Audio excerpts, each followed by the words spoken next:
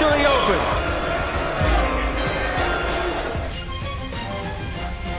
This is draft season. No, wait a second. This is draft night. Draft season is presented by Moody's. Decode risk, unlock opportunity. Visit Moody's.com to learn more. John Schmeelk, Tony Pauline, round one of the 2024 NFL draft is in the books. We're going to break it all down for you late night here on the East Coast. And Tony, unprecedented first 14 picks in this draft were on the offensive side of the ball. We talked about this being an offensive-heavy draft for most of this cycle, but I don't think either one of us would have predicted the first 14 picks being on offense. I mean, we thought one player from defense would go to the top 10. I think when you look at overall, I was surprised at how the pass rushers fell. I was surprised about the order of the pass rushers, although we talked about that in the last show that, there were some people who thought that Burst could be the second pass rusher taken. He could be the fourth. So that I think that the way they fell off the board was a bit surprising with two going first. The cornerbacks coming off as late as they did, I think that was surprising. And I really think what was most surprising from what I had heard, what other people were saying, was just the lack of trades that we saw in the first round. I mean, we saw what? We didn't see any trades in the top 10. The first trade that was made was with the Jets and the Vikings. Well, I'm sorry, it was the 10th pick, the Jets and the Vikings, right? That was surprising as well. Yeah, and in the first 12 picks, count them, Tony, half of those 12 picks were quarterbacks. Yeah. So let's start there, and we'll go down in order here, and we'll go through some of these quick because there's a lot of stuff that we expect and we talked about ad nauseum. So we don't need to, oh wow, the Bears took Caleb Williams. I can't believe it. So the first three picks, this was chalk as we all kind of expected. The Bears, the Commanders, the Patriots, Caleb Williams, Jaden Daniels, Drake May, back to back to back. All three teams needed quarterbacks. They picked the three quarterbacks that I think, in whatever order you had them, we all thought were the three best quarterbacks in the draft. Should surprise nobody. No, I think you could even extend it to 5 picks because we knew that if the Arizona Cardinals weren't going to trade, they were going to take Marvin Harrison. The Los Angeles Chargers, could they trade? I kept saying all along it was going to be Joe Alt. So I think really the first 5 picks came off the board the way a lot of people thought. Well, Tony, by the way, I'm going to extend it to 6 because I thought if May wasn't there, I thought the Giants were going to take Neighbors all along. So I think you could argue 1 through 6. Absolutely. I guess the 7th pick with J.C. Latham making such a big move up into the top 10. I don't think too many predicted that. But Caleb Williams coming off, Jaden Daniels coming off. I think when Drake May came off 3 to the Patriots, I think that really put a damper in a lot of the trade hopes, whether it was the Minnesota Vikings, whether it was New York Giants. And then I don't think there was that much of a market for Arizona because we saw, where J.J. McCarthy fell. Arizona, they get a blue chip player. They get the best receiver in the draft. If Marvin Harrison, lives up to expectations, he's a perfect fit there. Joe Alt, I had said all along, I was hearing tackle. I knew that they liked Joe Alt. I think he's a Jim Harbaugh type of lineman. I think they're going to move him to the right side. Malik Neighbors is potentially the number 1 receiver that the Giants have needed. I just hope he keeps his focus on the football field. He's big, he's fast, he's explosive, he's dependable, he's great running after the catch. He can separate. He's got all the tools to be a big-time player. And as we know, LSU receivers are much better on Sunday than they are on Saturday. And Malik Neighbors is pretty special on Saturday. Yeah, I mean, if he somehow was better than 1,590 receiving yards and like 14 touchdowns, I think the Giants were pretty happy with that. You kind of mentioned this in your answer, Tony, and I think the lack of trades at 4 and 5 with Arizona and the Chargers. So do you think all the smoke we heard about how all these teams, McCarthy could be the 2nd pick, he'd be the 3rd pick, teams love him, they're much higher on him than draft analysts are, where, his consensus draft spot on big boards was kind of in the 20s somewhere. Do you think that was a lot of hot air when all said and done? No, I think I think probably what happened I think Minnesota wanted Drake May.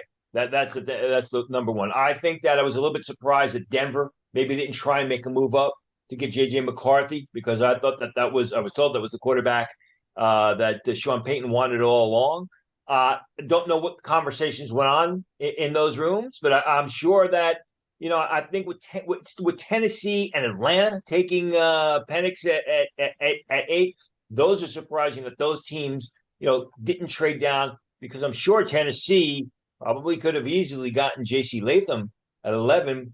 Don't know what was offered there. They obviously had their heart set on the player. Yeah, and Latham ended up being the second offensive tackle off the board. And then the big surprise pick, Tony, came in number 8. We'll spend some time on this pick individually because I think both of us were pretty surprised by it.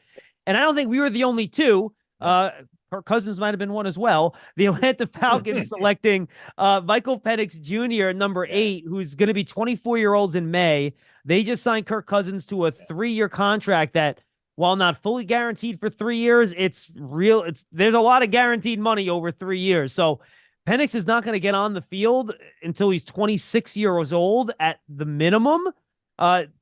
Just, I think, a surprising pick at 8, where the Falcons had so many needs on defense, and they just signed Kirk Cousins to this huge contract, and then they used the 8th pick on a 24-year-old rookie quarterback. It's just odd. There was talk of this earlier in the week, and I thought it was so absurd, I just dismissed it. And people had said this to me. I was like, they just signed Kirk Cousins to a huge contract. Why would they reach for Michael Penix? We may know the answer. We may never know the answer, but it was just completely bizarre. I mean, they could have probably traded down. They need a defense. They doubled up on a position where you can't put 2 quarterbacks on the field at the same time. It's not like they signed a big name receiver in free agency and then they supplemented with another receiver. It's completely bizarre. And like I said, people were talking about this earlier in the week, and I just thought the notion was so absurd. It went in one ear and out the other ear. Obviously, they were right, and I was wrong. Yeah, I mean, that's why that's why you make the picks, Tony, because surprising things happen, and we'll see what happens now with the Falcons and when Penix can even get on the field, which will be interesting to see. Bears pick Rome Odunze at 9, pairing a top wide receiver with Caleb Williams. Really smart pick there. Vikings move up 1 spot. I believe it was a 4 and a 5 or a 3 and a 4 that they traded. Was 4 and a 5, right? They don't have any day 2 picks. That's right. I think was one of the reasons why they struggled to get really to the top of the draft, because they didn't have any day 2 picks. So it was a 4th and a 5th to basically move up 1 spot. Basically that's stopping, I guess, Denver from moving up ahead of them, right? With the Jets is pretty much why you would make that trade. I would assume so, because I mean, I don't know if Denver really made any calls to move up to the Jets to get get J.J. McCarthy. It seemed that even though I had been told and reporting that Sean Payton liked J.J. McCarthy, in recent weeks they had their heart set on Bo Nix, who they selected at 12. And then the Jets, with Brock Bowers there, they took Fasciano, which I think was a phenomenal pick. I mean, I said it on the show. One of the readers asked, are you taking a receiver? Are you taking Bowers? Are you taking an offensive tackle? And I said Fasciano. I mean, he's been my guy. I like him in some ways better than Joe Alt. I think he's a better pass protector, got better footwork.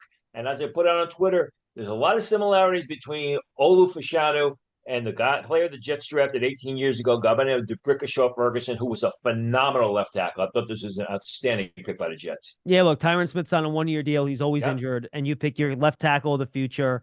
He's going to get on the field this year. We don't know when, but he will get on the field at some point. Tyron Smith has not played more than 13 games, I don't think, in 6 or 7 seasons. So, I agree. I think that was the smart, wise decision by the Jets. And we both love Brock Bowers. There's nothing against Brock Bowers. I just think it was the right pick for them. I agree with you. And the Vikings, of course, to pick J.J. McCarthy at number 10. So they get their quarterback of the future as well, without having to trade a lot of draft capital and move up. So you wonder about that earlier trade where they got the second first-round pick this year and whether or not that was the right thing to do. They ended up trading up again from 21 to 17 to select Dallas Turner. We could talk about that, but I thought it was interesting what the Vikings ended up doing. You mentioned Bo Nix at 12 to Denver. We kind of matched him with Sean Payton a lot through this process, Tony. We thought the system was a fit. Denver decides not to get cute to try to trade down and get him a little bit later. I guess after 5 quarterbacks went, they're like, oh boy, we got the Raiders right behind us. They didn't get one of these quarterbacks, and we better not risk moving down and losing our guy here. I guess. I mean, but Antonio Pierce and the Raiders, is Bo Nix really their type of quarterback? They like the vertical arm, and I'm sure they were disappointed when Michael Penix came off the board. I don't know that the Raiders would have taken Bo Nix. I don't know whether he fits the system. He's not a Raiders type of passer. Maybe that was the thinking with Sean Payton and taking Bo Nix. Listen, he better produce, or this we're gonna go on record and saying this. In my opinion, this is one of the biggest reaches. You took Bo Nix at least a round earlier than he decided to go, and you didn't trade down. I like the player. wish him a lot of success, but this is still very early. Yeah, Tony, for me, of the 22 of my top 23 players on my board got picked in the first 24 picks, right? Wow. So I feel like I ranked them pretty well. My two outliers were Nix and Penix. I mean, and that shouldn't be a surprise, right? And the two corners, Mitchell and Arnold, were the two guys that I had higher that didn't end up going in that mix. So I'm with you, and I hope both those quarterbacks end up having success. They both are good guys by all reports. We want all these guys to be successful. But the Raiders get a good value player at 13, Tony. They get Brock Bowers, who's a really good player. And then I think the Saints got a really good player in Taliesin Fuanga to complete that 14 consecutive offensive player run. Exactly. And again, the Saints go offensive line or go on the line of scrimmage. I mean, Bowers should be a weapon there. You got Gardner Minshew. You got Aiden O'Connell. They're going to have to go from a short passing game and build out from there. And you got Brock Bowers, who's now is going to be one of their lethal threat in the short and intermediate passing game. He can get downfield, but right away, he offers a reliable pair of hands. You're hoping to develop Aiden O'Connell. Worst case scenario, you got the journeyman Gardner Minshew there. Fuega, I think that New Orleans was probably thrown off when the Jets took Fashanu early on because they would have rather had the left tackle. They bring in Fuega. I think they probably wanted to consider moving Penning to the right side. You're not going to be able to do that now because Fuega is solely a right tackle, potentially a very good right tackle. So they do fill a need. And Ryan Ramczyk is injured. You don't know when he's coming back. You don't know if he's coming back. So this is a solid pick by the Saints. Absolutely agree with you. All right, and then we finally get some defensive players, Tony. We got Laiatu Latu off the board to the Indianapolis Colts. They were not able to move up and get Brock Bowers like a lot of the reports said they were trying to do. Seattle takes Byron Murphy, and then the Vikings trade up to select Dallas Turner. We have our run of defensive players. I think it was surprising that the Colts take Latu. I thought they would go pass rusher in round 2. I thought they were going to go with an offensive weapon in round 1. Probably slightly surprising that Latu was the first pass rusher off the board, but he's a quality player. If he stays healthy, they got themselves a heck of a pick. I'd known all along in one of my earlier mock drafts, I had Byron Murphy going to Seattle. I mentioned that throughout the week. I just didn't think Byron Murphy was going to be there because there was all kinds of talk about Murphy being a top 15 pick, being a potential top 10 pick. But with all the quarterbacks coming off the board, with some surprises at offensive tackle like J.C. Latham going earlier than most people thought, Byron Murphy slid a little bit later than expected. The Vikings trade up with Jacksonville, which was sort of surprising because Jacksonville was staring at two good cornerbacks. They take Dallas Turner. I thought it was a terrific move. You said, you wondered about Minnesota trading for that second first-round pick to give them some draft capital to potentially move up and get the quarterbacks. Well, they got a quarterback, and they got an outstanding pass rusher, an outstanding defender in that Daniel Hunter mode, so they could potentially replace him. So I thought the Minnesota Vikings, I like what they did better with this pick, getting Dallas Turner, than what they did with J.J. McCarthy. Yeah, I was kicking myself. In my final mock, Tony, I was debating between a defensive end and Byron Murphy for the Seahawks at 16. I gave him the end. They gave him Jared Verse instead. And kicking myself because it was very, very close. Verse wasn't going 2 picks later. So now let's go to the next group. We knew the Bengals needed an offensive tackle. They pick right tackle Amarius Mims. Smart pick. Rams needed a defensive player. They take Jared Verse, the last defensive end. Makes a lot of sense. And then the Steelers, you knew they needed an offensive lineman. They took Troy Fautanu, the versatile guard tackle. We kind of got word what the injury stuff was with him, something with a Lisfranc sprain that apparently teams were a little bit nervous about. But he goes to the Steelers, and then Miami has all those injuries at edge rusher, and they end up drafting Chop Robinson. Your guy gets into the top 21.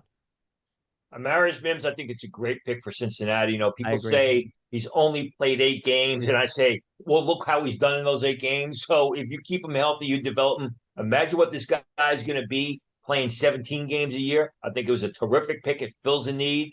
Jared Verse, they wanted Latu, so they go with the next best pass rusher, Jared Verse, who's explosive. He's quick. We've talked about him before. He's a natural fit for that system. I think he'll do real good. For Tano, there were also some knee issues from what I had heard earlier in the week, some significant knee issues, which raised some red flags. Obviously, the Steelers were happy with it. And I think with the Steelers, they get a guy who is an interior guy who they may eventually move him out to the outside. It'd be interesting to see where they line him up early in his career. Chop Robinson, I knew the Dolphins wanted a pass rusher. I thought they may trade down. Actually, when Graham Barton was still there, I thought that may be the pick. But listen, as you said, I mean, Robinson's I've been a big fan of Robinson for the past 2 years. Just happy to see him go this early. I think he'll do a terrific job there. Then the Eagles get the stick and pick, Tony. They get Quinion Mitchell. I think great value at 22. They needed a corner, top corner on most boards, really good player. I think that was a really good pick for them. And then the Jaguars, even after trading down, Tony, they get to replace Calvin Ridley with Brian Thomas Jr. I think he's really good value at 23. Then Dallas gets out at 24. The Lions move up. They take Terry and Arnold. They needed a corner. Second best corner on the board. He goes off at 24. I think 3 really good value picks at premium positions of need for the Eagles, Jaguars, and Lions back to back to back. Yeah, I'm surprised Quinton Mitchell lasted this long. I'm sure Harry Roseman and the Eagles were doing backflips. There was talk throughout the week that they may trade up to Denver to secure their cornerback. They sat there. I mean, we saw him at the Senior Bowl. He was terrific at the Combine. He's an outstanding press corner.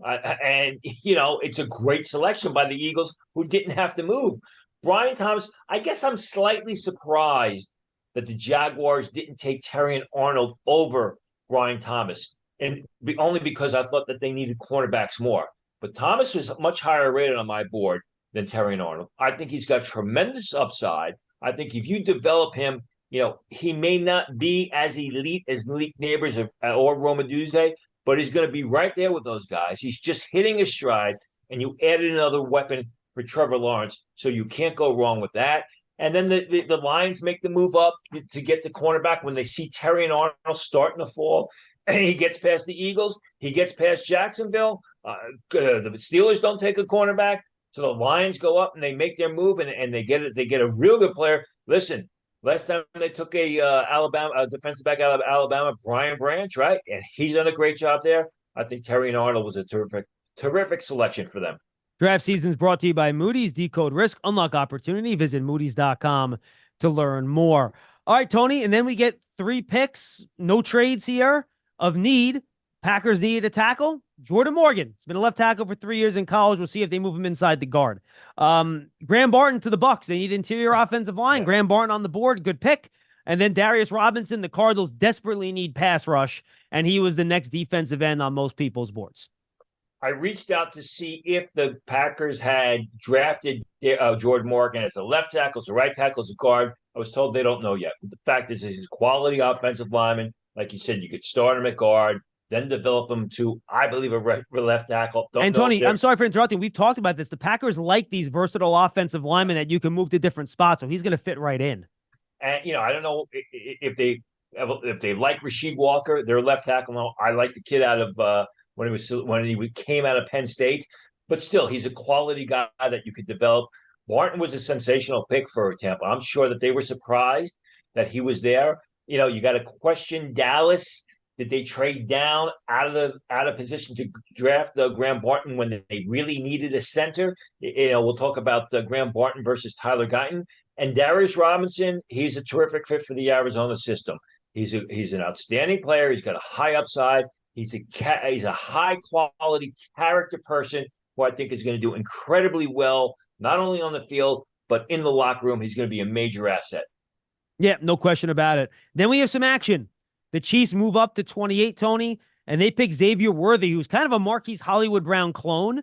They're very similar, speed, size. So they get 2 super fast guys. Chiefs at 28. They swap picks with the Buffalo Bills there. The Dallas Cowboys, we mentioned, they move down. They lose out on Graham Barton. They still get a tackle on Tyler Guyton. Now, they needed somebody to play the left side. Guyton is played on the right side, so that's something they're going to have to figure out. But certainly he's a good enough athlete to play left tackle. He just hasn't played left tackle before. So they're going to have to figure that out. And then Nate Wiggins to the Ravens at 30. They need corners. He's not really the physical tackler that they usually like in Baltimore, but the dude can run and he can cover. First of all, Buffalo trades out of the opportunity to select Xavier Worthy, and then the Chiefs move up and take Xavier Worthy. Good for the Chiefs. You got to wonder what Buffalo, with the receivers that they lost, what they were thinking. Because Xavier Worthy would have been, I believe, a perfect fit for Josh Allen. Tyler Guyton, in my opinion, was a very questionable selection. He did play left tackle at Oklahoma for a little while. He lost his job. He has incredible upside. That was 3 years ago, right? When he was a sophomore, I think, right? He just doesn't consistently play to his level of ability. And, we saw him at the Senior Bowl, and he was terrific. But when you watch the game film from Oklahoma, I didn't see the same player that I saw at the Senior Bowl. You know what reminds me of, Tony? It actually reminds me of them picking Tyler Smith a couple years ago, where the tape, there was a lot of stuff in there that you worried about, but you saw the ability. Yeah, the only thing is with Tyler Smith, I think Tyler Smith was drafted where, he should have been. I think with Tyler Guyton, if Tyler Guyton played to his level of ability on an every snap basis at Oklahoma, Tyler Guyton's a top 12 pick. I mean, he's one of the first 2 or 3 offensive tackles selected off the board. He just never played up to the level or the expectations of scouts. Nate Wiggins, again, I thought they would have gone with the Cooper DeJean type, the bigger, stronger guy. I was not sold on Cooper DeJean being a first-round pick.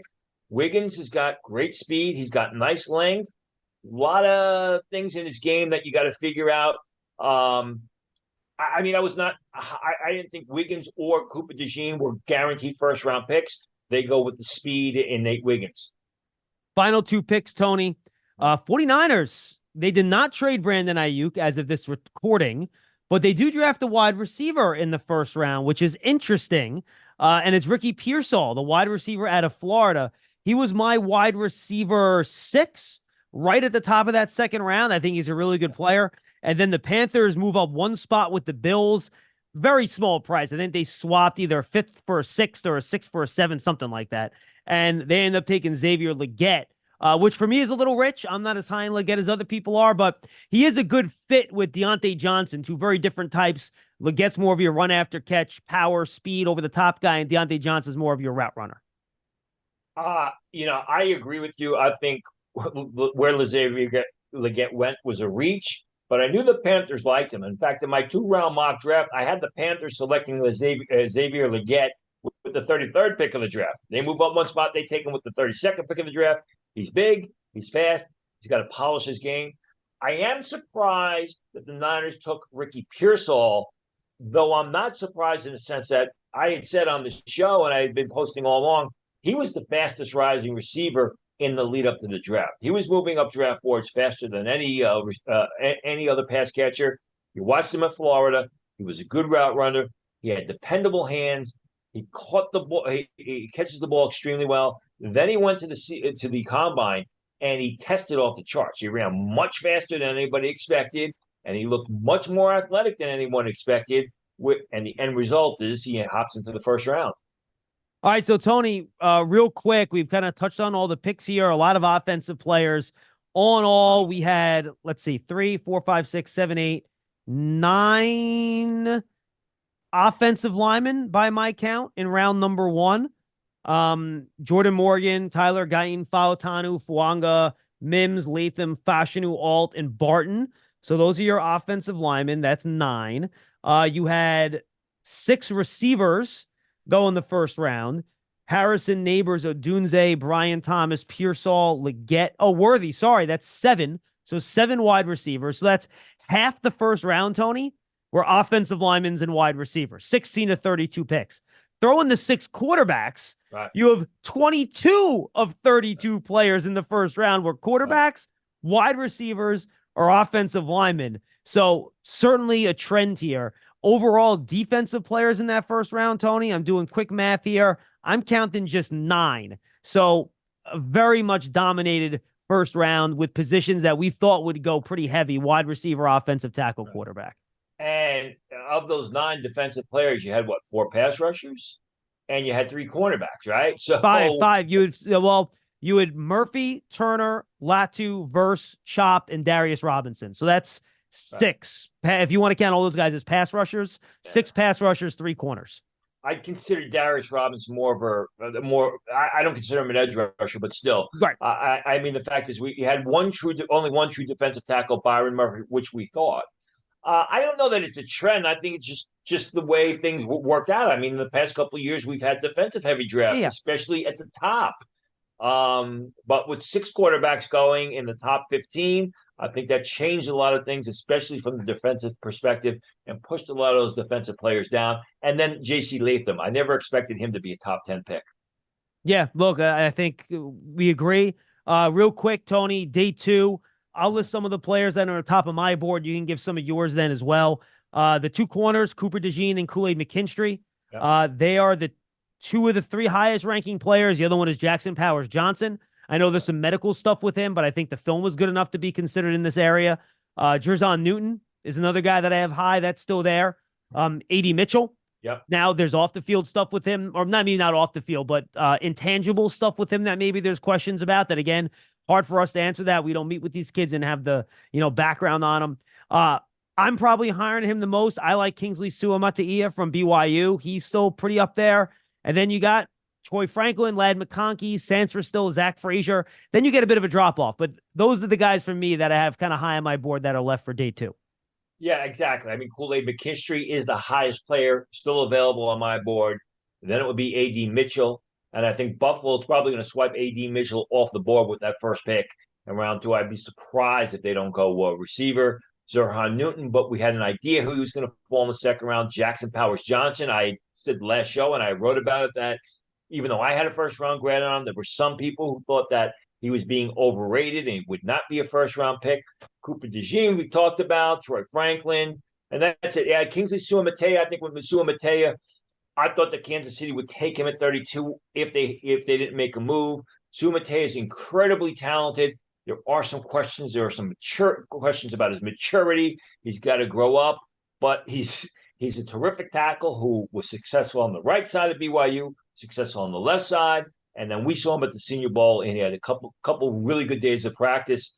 And that's, really it. I mean, when you look at it, I don't think there were there were surprises, but there were no major reaches. I mean, the only major reach, in my opinion, probably was Bo Nix, but we all knew because of Denver, he was somehow going to land in the first round. I didn't think that there was anything overly crazy this evening. No, I agree. And just to give you an idea of my top 32 players, only 6 weren't taken. So that's 26 out of 32. I think that's a pretty good number, which to your point, besides those 2 quarterbacks, and for me, Leggett, I think was very early for me personally. I know a lot of other people liked him more than I did. There weren't that many outliers. I think, of all the players picked, Tony, besides Leggett, Penix was the lowest guy on my board, and he was 38 for 32 picks. So I'm with you. I don't think teams did anything too crazy here. Yeah, I'm looking at mine of my top 32, only 3, McKinstry, Mitchell, 4. McKinstry, Mitchell, Jerzon Newton, Jackson Powers Johnson were the only ones who did not end up in the first round. And I'm a little surprised by McKinstry. I was led to believe that Jones fracture wouldn't be a problem. I got to think that raised some red flags for him to fall out of the first round. Tony, final thoughts before we say goodbye? I still some good players left in the first round. I mean, this is going to be a historic draft because of the amount of quarterbacks that went in the top 15, because there's so many offensive players coming off the board one after another. You know who's going to be really happy right now is Spencer Rattler, because he's going to be the next quarterback off the board, and he's probably going to be drafted a lot earlier than most people, than probably he even thought. Yeah, he might sneak into the second round now at this rate. Possibility. Yeah, I think you're absolutely right, Tony. It'll be fun. Tony and I, you'll hear us again on draft season. When this draft is over, we'll record at some point on Saturday. It'll go up probably by Saturday night at some point, and we'll do a full draft review. And again, then we'll be back the following week with Tony's players to watch for 2025. We're always working, baby. So great job. Thank you for joining us on draft season, everybody. It was all brought to you by Moody's. Decode risk, unlock opportunity. Visit Moody's.com to learn more. For Tony Pauline, I'm John Schmeelk. We'll see you next time on draft season. Get some sleep, and we do it all again tomorrow.